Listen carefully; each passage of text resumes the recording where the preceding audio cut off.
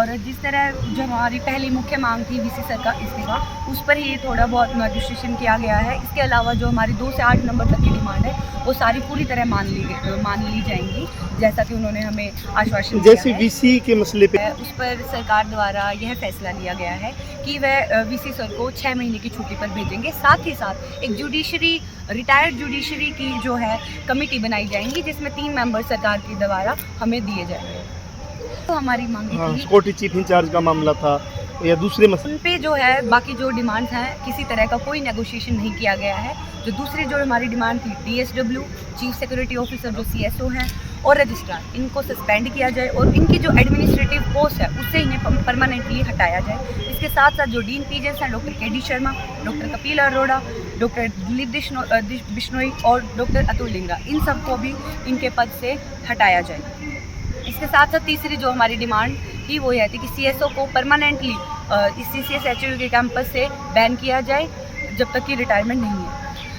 इसके साथ साथ जो यूनिवर्सिटी हर साल फीस में बढ़ोतरी कर रही थी और स्कॉलरशिप में कटौती करने की कोशिश कर रही थी, तो हमने यह डिमांड रखी है कि जिस हिसाब से फ़ीस की बढ़ोतरी होगी उसी तरह बच्चों की स्कॉलरशिप में भी बढ़ोतरी की जाएगी। और जैसा कि LDV सीट्स पर इन्होंने कमी जताई थी, तो अब यह हमें डिमांड हमारी मानी जाएगी कि 2019 के प्रोस्पेक्टस के अकॉर्डिंग जो भी रूल्स थे LDV सीट्स को लेकर वो वैसे के वैसे रिटेन किए जाएंगे और जो इन्होंने अमेंडमेंट दी 93rd अमेंडमेंट, उसका भी विड्रॉल करवाया जाएगा। इसके साथ साथ जो भी बच्चे या टीचिंग या नॉन टीचिंग से जो स्टाफ हमारे साथ प्रोटेस्ट में इन्वॉल्व रहे हैं उन पर किसी भी तरह से लीगल कार्रवाई ना की जाए। पुलिस प्रशासन द्वारा भी व यूनिवर्सिटी प्रशासन द्वारा भी, मतलब कोई भी उन पे ना लीगल एक्शन लिया जाए, ना कोई एकेडमिकली एक्शन लिया जाए, ना कोई डिसिप्लिनरी एक्शन, यह भी हमें पूरा आश्वासन दिया गया है। इसके साथ साथ जैसे बच्चों ने जो है 10 तारीख से एग्ज़ाम बॉयकॉट कर दिए थे, तो सारे के सारे एग्ज़ाम जो 10 तारीख के बाद हुए हैं वो सारे के सारे रीशेड्यूल होंगे। इसके साथ साथ MSc PhD के छात्रों के लिए जैसे थीसिस सेमिनार, थीसिस सबमिशन, सबकी डेट्स एक्सटेंड होंगी और जो PG एंट्रेंस है बच्चों का यहाँ पर उसको भी पोस्टपोन किया जाएगा और कम से कम इन सब चीज़ों के लिए बच्चों को 20 से 30 दिन का समय दिया जाएगा। इसके यूनिवर्सिटी की एकेडमिक काउंसिल है, उसमें स्टूडेंट्स के मेंबर्स ऐड किए जाएंगे। 2 स्टूडेंट्स जो हैं एकेडमिक काउंसिल में रिप्रेजेंटेटिव्स होने चाहिए, जो स्टूडेंट्स द्वारा ही इलेक्ट किए जाएंगे। साथ ही साथ जो हमारी जो डिमांड थी, आखिरी डिमांड, वह राइट टू इक्वालिटी पर बेस थी।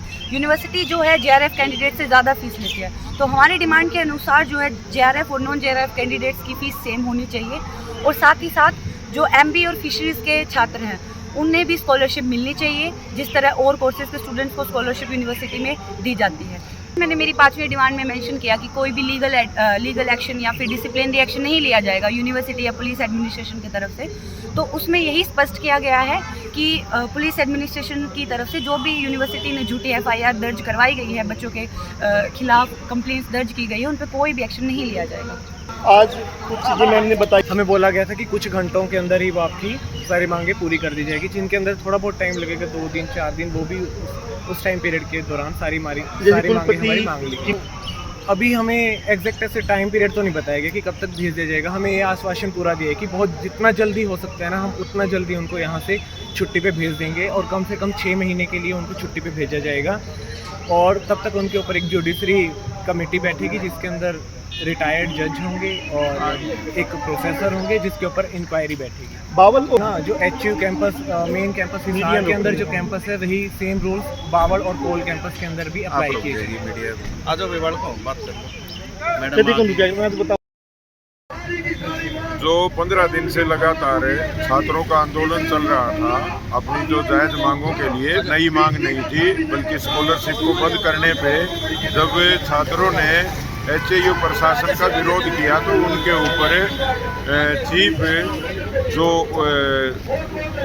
उसने मतलब है ना सिक्योरिटी गार्ड है, उसने लाठियां बरसवाई, जिससे बच्चों में रोष बढ़ा और सभी प्रकार के जो संगठन थे, राजनीतिक पार्टियां थी, विपक्ष के जो लोग थे, कर्मचारियों के नेता थे, सभी ने मिलकर इस आंदोलन को जीता है। और जो छात्रों ने आवाज़ उठाई है, मैं इनको बधाई देना चाहता हूं, क्योंकि सरकार के पास बहुत बड़ी ताकत होती है लेकिन उस ताकत का मुकाबला हम जब छत्तीस बिरादरी के लोग और सभी संगठन और सभी धर्मों के लोग इकट्ठे होकर यदि करते हैं तभी सरकार से इस प्रकार की मांगे हम मनवा पाए हैं। इसके लिए मैं सरकार से भी ये कहना चाहूँगा कि देर आए दुरुस्त आए, लेकिन है ना बच्चों की जो डिमांड है वो आपने मानी, बहुत बढ़िया किया, अच्छा किया, क्योंकि सरकार का ही नारा है कि भी बेटियों को पढ़ाना भी है और बेटियों को बचाना भी है। इन बच्चों का यहाँ बैठा रहना एक सरकार की बहुत बड़ी बदनामी हो रही थी। और जहाँ मैं कह रहा हूँ कि इतने विज्ञापनों के ऊपर जब पैसा खर्च किया जाता है तो बच्चों की पढ़ाई पे, स्कॉलरशिप पे पैसा खर्च करना कोई खास बात नहीं है। इसलिए इसको जिस प्रकार से सरकार ने जारी रखा है और इसमें कुछ बढ़ाने की भी बात कही गई है और कुछ भी मांगे मानी है, वो बहुत बढ़िया हुआ है। आंदोलन की जीत हुई है, सभी संगठनों की एकता की जीत है।